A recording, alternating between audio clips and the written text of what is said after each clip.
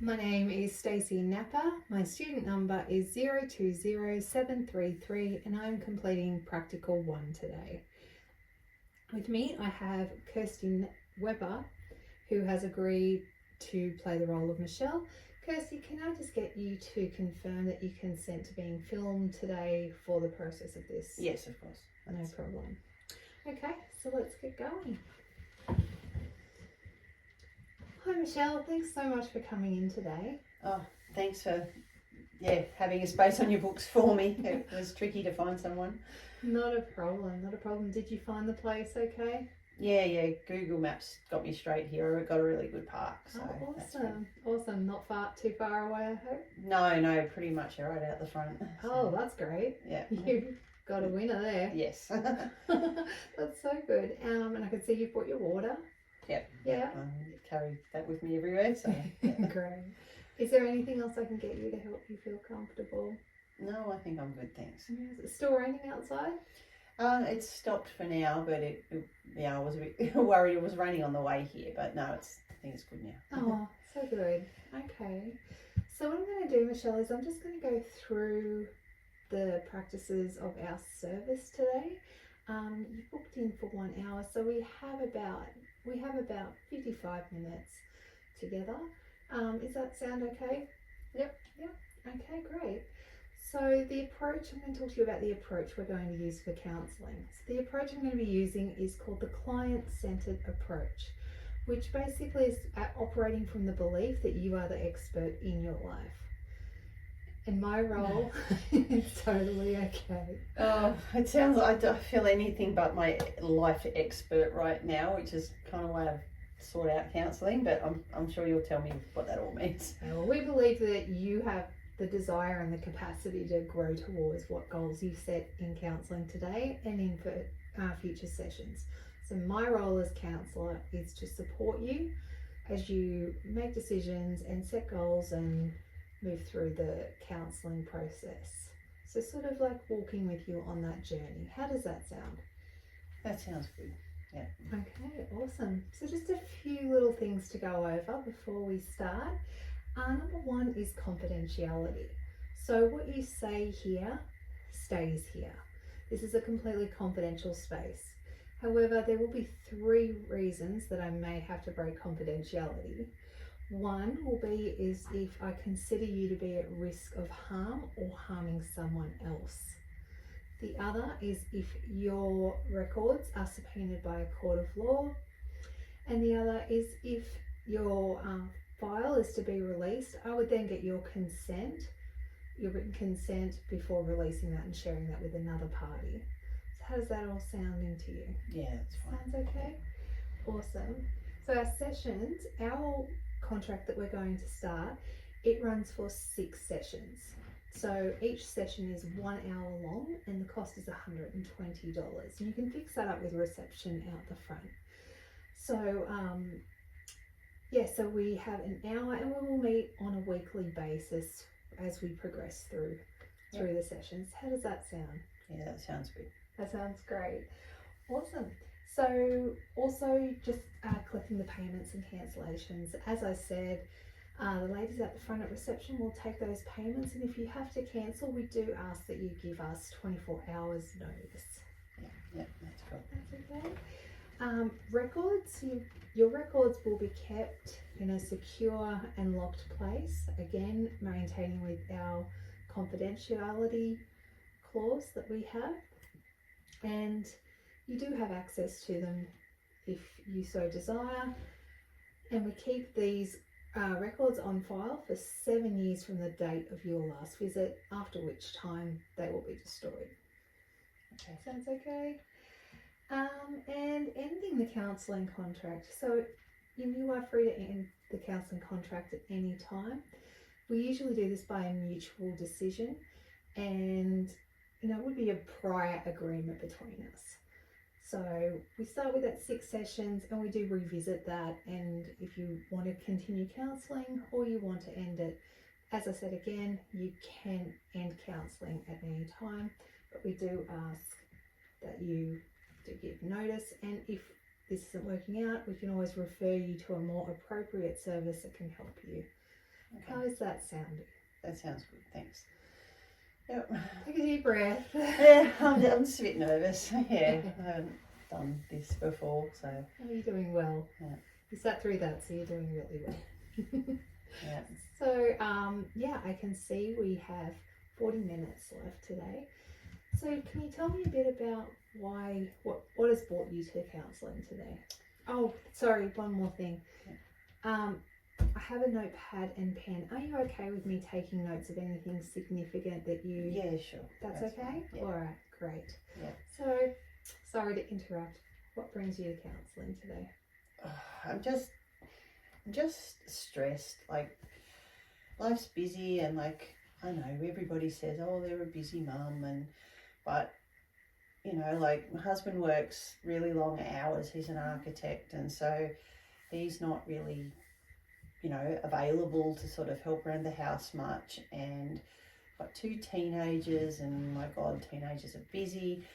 And, you know, they've got sports to get dropped at and music lessons to get picked up from, and just all of that. And I work full time, and I'm an accountant, and I'm like an assistant in an accountancy place, but I want to move up, so I'm studying for my CPA. But so by the time I have like TAFE, study, work, kids, trying to keep the house in some sort of order, it's just a lot. Yeah, it does sound like you have a lot on your plate. Yeah, and I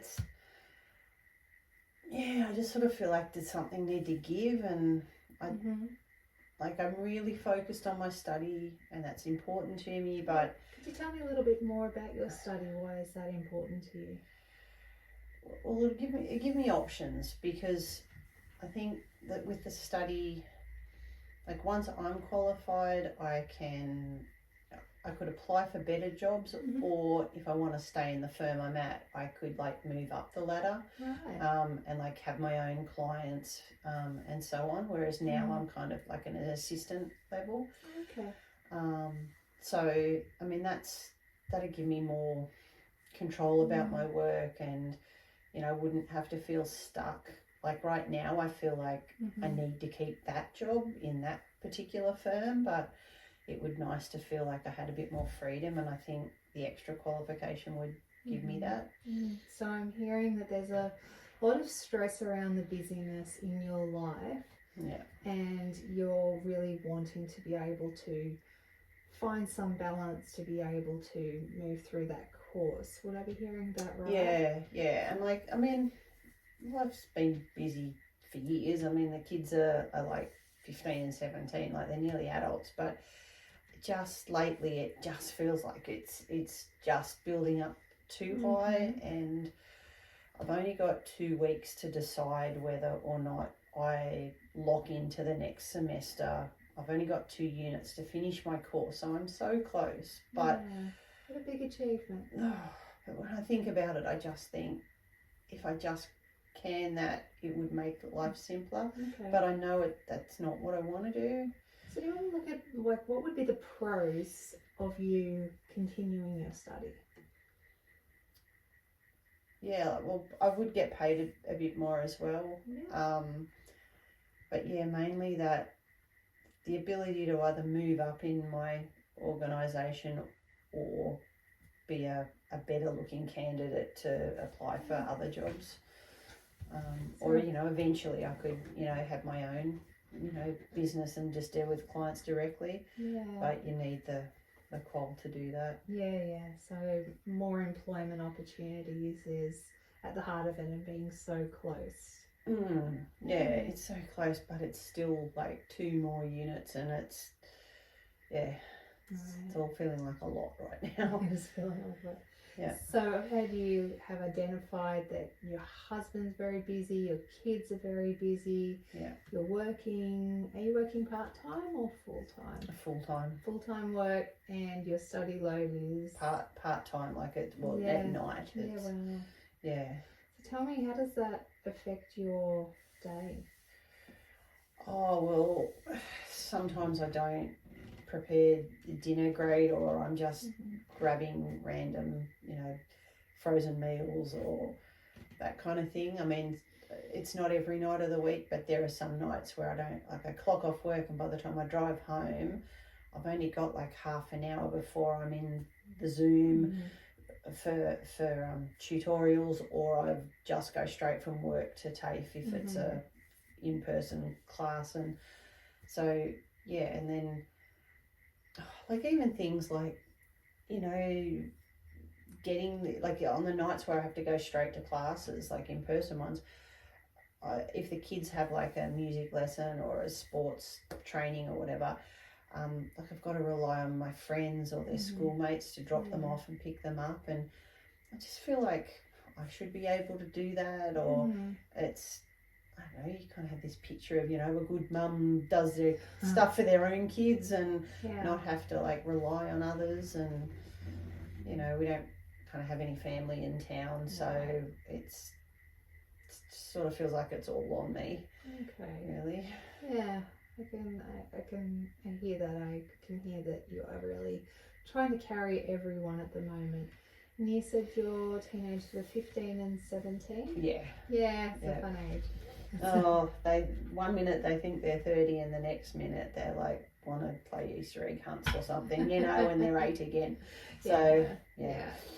Okay, so let's have a look at different ways that possibilities could happen to alleviate some of that pressure. You've identified just that rush of the day, the kids, the dinners, and the study becoming one big enmeshment. Would that be right? Yeah. Okay. So if you could think about, so you identified dinner as something that was quite challenging, and frozen dinners or late meals. Can you think of anything that could help in that area? Well, my 15-year-old was talking about, he'd like to have one of those menu boxes delivered, like I think it's Marley Spoon or You Food, or I don't know, one of those. They've got different names and I haven't really looked into them properly yet, but you know, they do hospitality at school and sort of said that, you know, we could do that when the ads come on TV. And so, I mean, it has crossed my mind that if I did that, maybe the kids would get a bit more involved in cooking, and it'd be a good skill for them, but it would also just mean, even if it was only a few meals a week, that they're getting decent meals on, and I'm not having to do it all.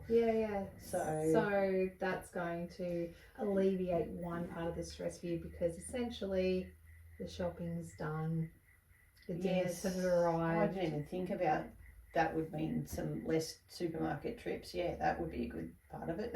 Okay. So what would be any disadvantages you may be able to identify in that? Well, I mean, you don't know that teenagers always keep their motivation up. So, I mean, they might make, you know, last for a week and then not do it. But I guess that's the point of trying new things. But, I mean, the costs, they probably will cost a bit more, but like our wages aren't too bad at the moment. So I think that would be kind of okay. So that's awesome. So what else is taking up a lot of your time at the moment that you could possibly alleviate to free up some time for you? Well, I mean, sometimes before I even get to dinner or whatever, there's laundry to be done, and if the dogs have been in, I've got to vacuum, and just, you know, that kind of stuff. So, I mean, I could think about a cleaner. I mean, I just sort of never really thought about that. But I mean, even if it was just someone that came in for a couple of hours once a week and took 1 or 2 loads of laundry off my hands and did a vacuum through, and just a bit of household stuff, that would probably be really handy, actually. So you feel like that would free up a bit of your time to have a cleaner come in and just take on some of those things that take up a bit of your time? It would, even just like, you know, to change the beds on that day that they came in or something. So, Yeah. you know, because it always takes forever either filling up the dryer or the waiting on the weather to like do sheets and bed changes and stuff. So, yeah, that could be a good one. Okay, can you think of anything? So when we're looking at that structure, I'm hearing that you're alleviating your cooking and shopping time a little bit by trialing to see if your kids are going to become chefs of the Weber house. Maybe. And getting a cleaner in would free up some of the stress and time as well. I'm wondering, is there any other way or area that that there could be something that could free up a few hours or a day for you? Could your husband do something on the weekend to allow you? He's pretty packed. I don't know how it would go down, but it did cross my mind maybe if my boss was like gave me some study leave, like even if it was unpaid, like if I just was able to claw back a 3 or 4 hour block, even if it was half a day, like once or twice a week if I got to leave at lunchtime, that would I could use that to get, you know, my pre-study stuff in, because there's the live sessions that I just have to be there in their time, but you know, there's tasks and assignments to do. So by negotiating a little bit of leave time at work, it would allow you to get that work in a little bit and release a little bit more of the load. Like I mean, I could speak to HR and see what they say. Like, I guess, I mean, they're reasonably approachable. I guess if it's a no, it's a no, but it's not. They don't know until they ask. So in hearing these, what would be the disadvantage of that? Look, I wouldn't want them to think I was less committed to my work, or like, I mean, I told you that possibly if I had better quals, I might look at other agencies, but I don't want them to sort of think, oh, they're training to leave us. So I'd have to kind of bring it up in the right way, so that they feel like it's supporting my work, not undercutting them, I guess. Yeah, definitely. And the pros of that would be that it would be it would give me that time. Like, if I had, you know, a few hours once or twice a week just that I'd normally be at work, but to spend on working for me, like for study, that would that'd feel like a real gift, and I could sort of block that in to not just go home and go, oh, I've got time to clean a house, but to actually do my study. So these 3 things of finding a meal prep thing, I think you've mentioned Marley and Spoon and new foods for your kids to be able to do that, a cleaner to free up some time, and speaking with HR about navigating some time off dedicated to study. How does that feel for you? I mean, if I got a tick on all those 3 things, that would just, I'd feel like I'd had 2 more days in the week probably. Like, I didn't really, like, maybe they'd been in the back of my head, but I didn't, I don't know why I didn't think of like actioning them, but that would be great if I got that stuff together. Right. Awesome. So how do you feel like this is something you could act on? I need to try and act on. I need to do something fast, because like I said, it's 2 weeks till the cutoff before, you know, you've got to pay the next semester fee and a unit fee, and then, you know, you're either locked in or out of the course, and that's 2 weeks away is the deadline. And so, you know, I need to get this happening, otherwise I don't know if I could do it if things just keep going like they are right now. Okay, so the goals we're setting today are for the Marley and Spoon, a cleaner, and to speak with HR before our next appointment. Yep. How does that sound?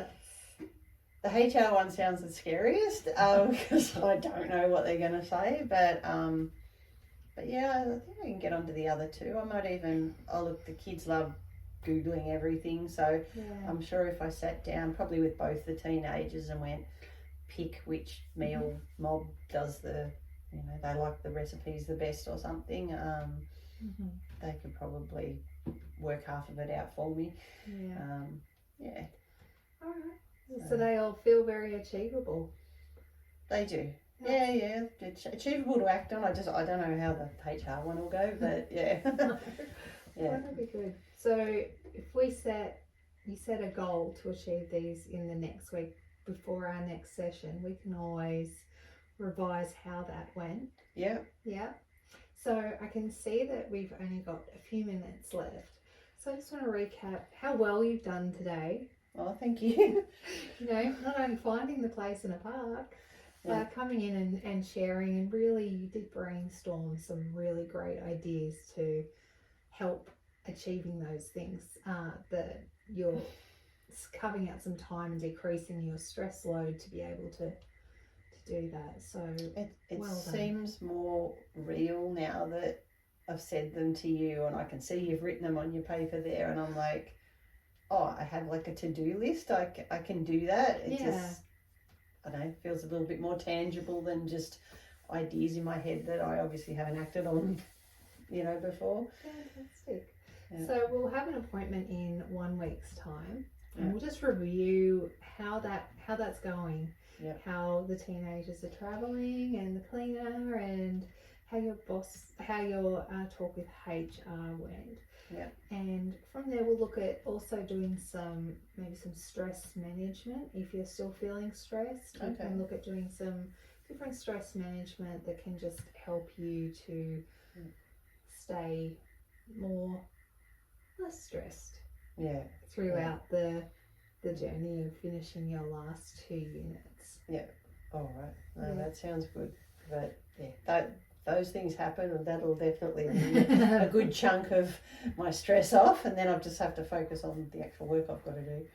Well, you've done fantastic in identifying those.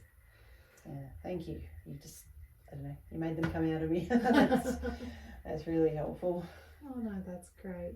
Yeah. Okay, so when you leave, if you just pop into reception and make an appointment for around about the same, or whenever's convenient for you next week, and we can touch base then and see how it's all going for you.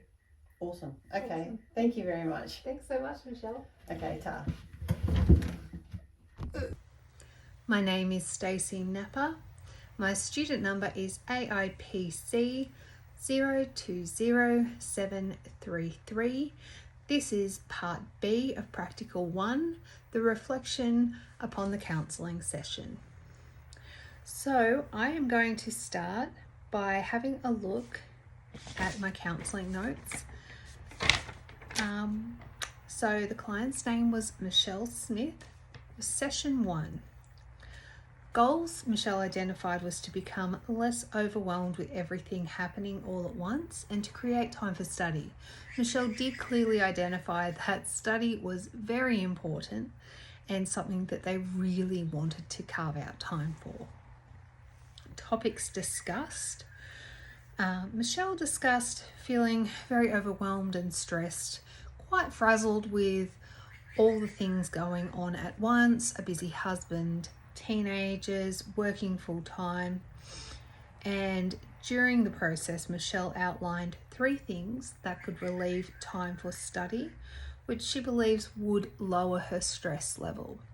She will be approaching these things within the next time frame between sessions, and we will be able to evaluate how that is working. Interventions and strategies. We use the person-centered approach, and this allowed Michelle to brainstorm and come up with ideas that were manageable and within her reach to be able to create time to meet her goal of creating time to do her study. These were to order Marley and Spoon with teenagers, to cook and reduce shopping time, to hire a cleaner to undertake household tasks that are time consuming, and to talk with HR/boss about hours reduction for study. The next session is in 1 week to evaluate how these strategies are working. You can evaluate what's working and what is not, and how their stress level is feeling. And in this course, it was suggested that we may be able to implement some stress management techniques. Again, the client's name is Michelle Smith. It was a self-referral. There were no special needs information or identified, no safety reporting issues. The client demonstrated their own priorities, were very stressed and overwhelmed trying to complete study. Observed client requirements. The client seemed nervous and was exhibiting this in their speech, where they were a little bit quiet, and their body language, which was quite fidgety and looking downward. The observed client requirements also showed that they were very clear that study was something they wanted to complete, and they had a goal in mind. The goal was to create more time to allow for study by exploring what can create time to complete the study. And monitoring, an appointment is booked for 1 week to evaluate how this is working and look at other strategies that can help.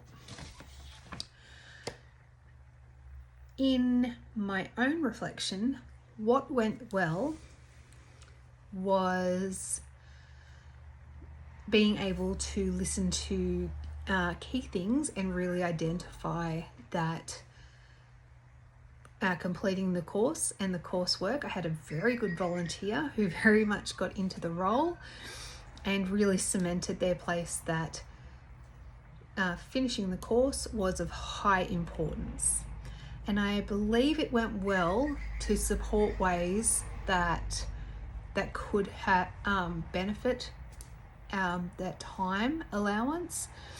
I believe it worked well to be personal and also understanding around what they were saying around teenagers and things, and to also compliment them on completing quite a hard thing in coming to counselling at the end. What didn't work? I believe I nodded too much in the beginning.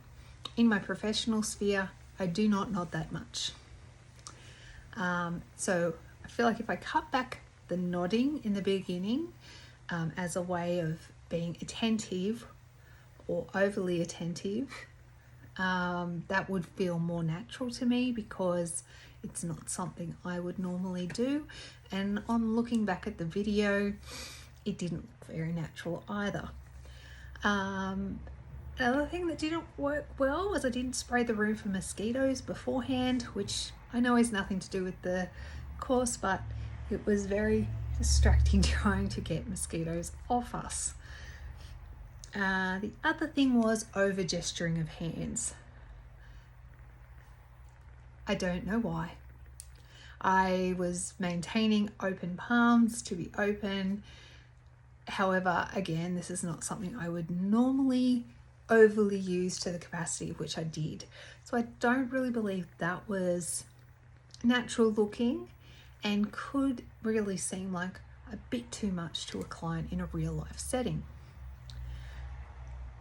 I feel like I could have done better also in challenging different ideas that Michelle was coming up with. As I said, my volunteer read the script and went with it without prior discussion, which was great because it really kept me on my toes and being able to go, okay, wow, this is not what I was expecting, and not expecting as in the really strong stance of I really want to complete my assignments, my course, so having to really branch that out. And perhaps I could have reframed things or challenged a little bit better. However, I do feel like it was a successful session where Michelle was able to really dive into themselves, their capacity, their financial capacity, and their own identified strategies of where they spend their time and what they can do to make it better. So I look forward to seeing Michelle next week. Thank you.